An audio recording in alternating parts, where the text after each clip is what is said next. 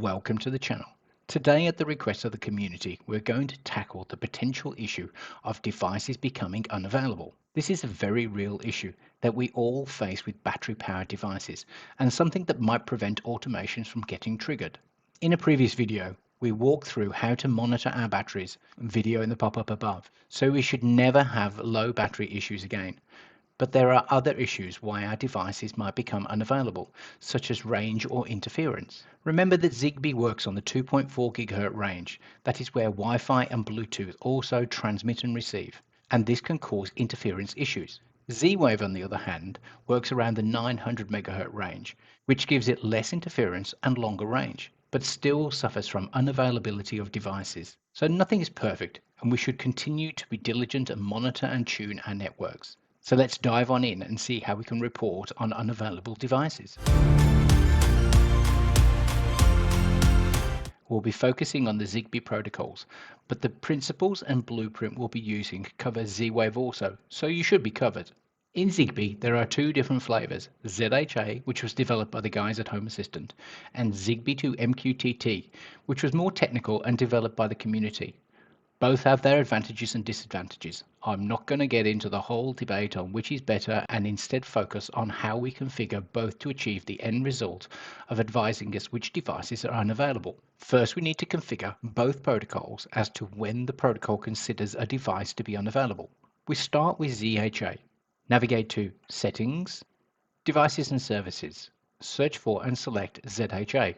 Press the Configure button. Scroll down to the global options. There are two time variables for device unavailable that we can set. One is for mains powered and one for battery powered. As we are focusing on the battery powered devices, this is the value we'll be changing, but you might like to change the mains powered timeout value as well. Why will become apparent later in the video. By default, the ZHA protocol will consider a device unavailable after 21,600 seconds, which is 6 hours. This might seem a little long, but remember that Zigbee devices report when triggered or just to confirm connectivity, so this is very much device dependent. The recommendation is to set this at 10,800, which is 3 hours, but you might need to tune this to your specific devices. Once updated, press the Update configuration. Now if you're using Zigbee to MQTT, navigate to Zigbee to MQTT in the left-hand menu. Press Settings, go to Availability, scroll down, and you should see a timeout figure.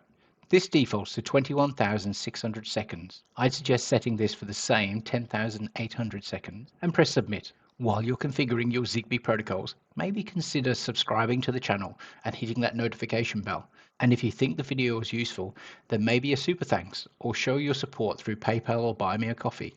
Back to the video. Now we've finished our configuration of the Zigbee protocols, we can move across into the blueprint. We'll be using a blueprint from Tahupita, was based on the work from Spikes. Sorry about the pronunciation.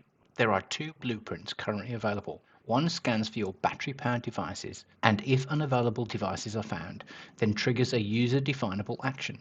The other does the same scan but includes mains-powered switches. There is currently no way to get a list of all Zigbee devices for ZHA, so the second blueprint will also capture battery devices plus all types of the switch domain that are currently unavailable. I'll put links in the description if you'd like to test this also. Press the link in the description for the blueprint notifying when Zigbee, Z-Wave and any battery device has gone offline. Change the URL address to match that of your HomeAssistant instance using the pencil if required, and press Open Link. Now press the preview and import the blueprint.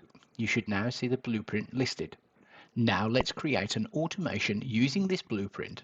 For me, I like to be notified on my mobile phone when sensors are not available on a Sunday morning so that I can resolve the issue. Navigate to Settings, Automations and Scenes. Press Create Automation in the bottom right-hand corner. Scroll down till you see Report Offline Zigbee Z-Wave Battery Smart Plug Devices and select. Set the time you wish your message to be sent, in my case 10 AM, which is fine. Set the day you wish the message to be sent, in my case 7, which aligns to a Sunday. You can set it to 0 for every day if you wish, or 1 for Monday, 2 for Tuesday, etc. You can now specify devices you wish to be excluded from the scan. In my case, I want to only search for my sensors, so I exclude items such as my MacBook, which might be turned off. Once you have decided on which devices you wish to exclude, you need to select the specific battery entity and not just the device. This is a blueprint limitation, which I am sure the developer will resolve, but for now, you need to be specific. Now let's create the action, which is to send a message to my mobile phone. Press Add Action. Search for and select the notification, in this case my mobile phone. In the message field, paste the following command, also available in the description. Home Assistant will report that the template is not supported with the visual editor, but that's fine. Now press Save in the bottom right hand corner. Give it an appropriate name and press Save. Now let's test it out. Press the three dots in the top right hand corner and press Run. On your phone where the companion app is running, you'll get a message from Home Assistant. Long press on the message and you will see the devices that are reported as unavailable. Note that in this case, I have set my unavailable timeout and really low to force messages to come through. Now you need to go through the list and either resolve the issues or exclude the battery entities from getting selected.